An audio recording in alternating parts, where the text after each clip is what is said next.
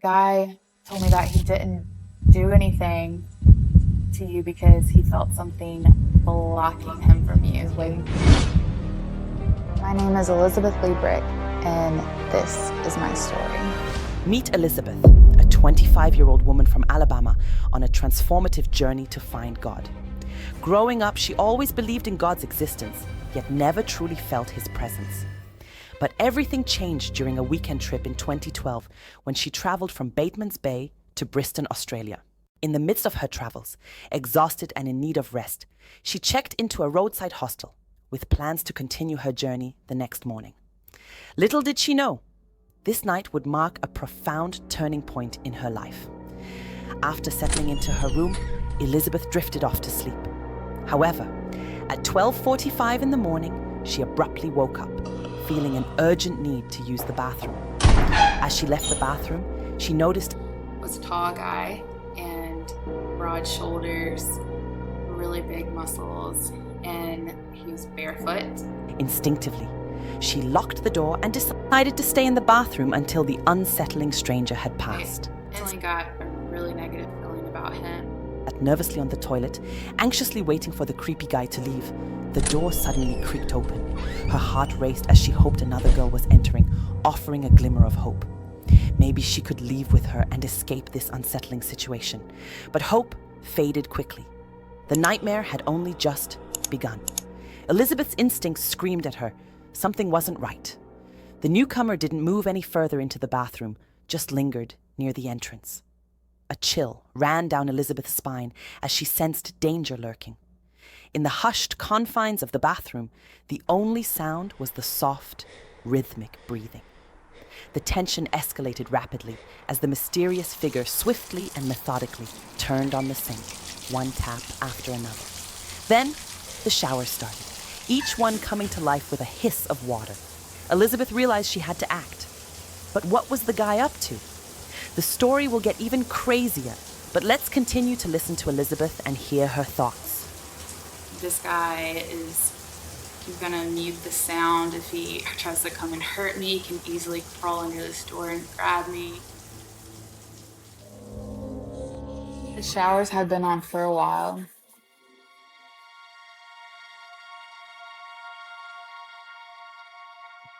I was curious what he was doing, so I leaned forward. And when I looked under, I saw him on all fours, and he was staring right back at me. I sat back up right away. I was waiting for him to go back in the shower. And he was standing there waiting for me, and I just sat there and I started praying. And I said, God, I know that you're real. I know that you're here with me.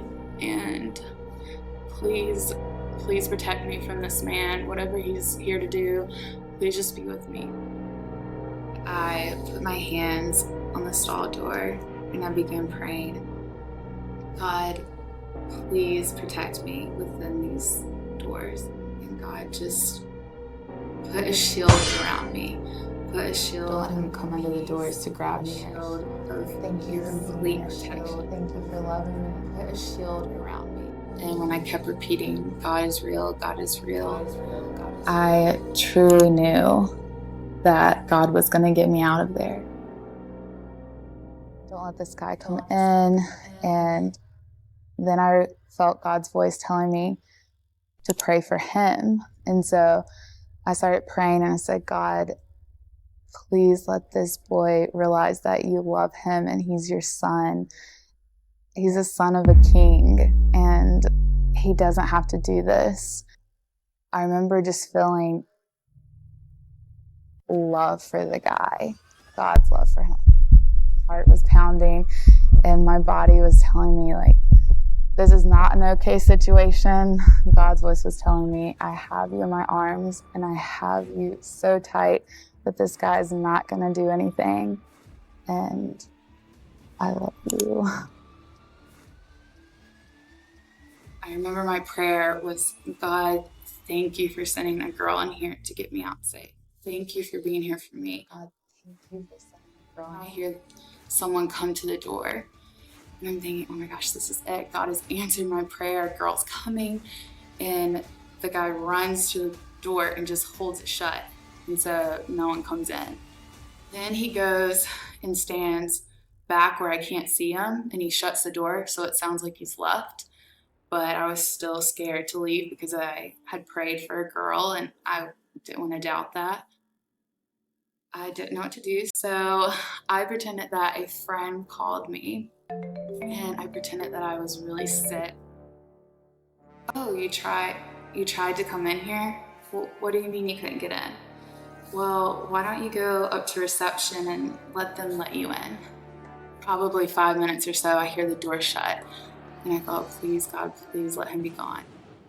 I hear the door open again, and then the stall next to me opens.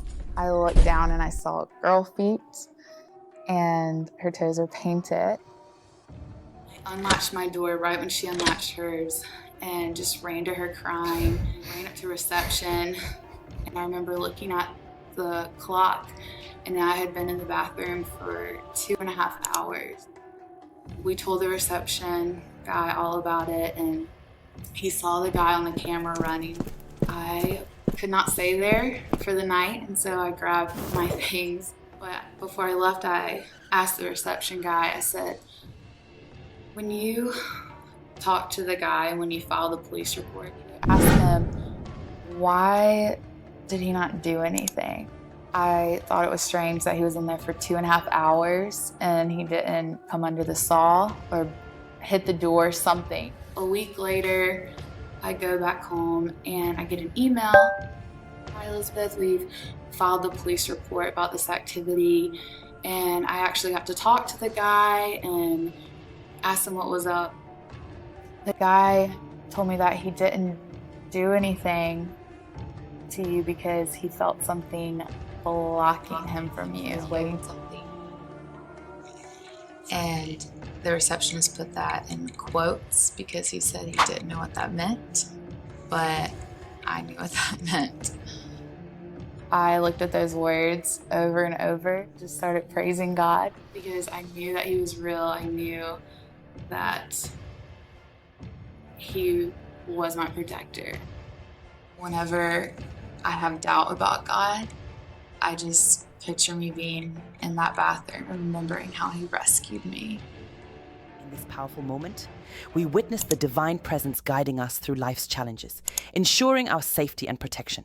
It's a testament to the unwavering faith that sustains us. Elizabeth, too, experiences this profound connection, reinforcing her belief in God's existence. Your engagement fuels our shared spiritual journey.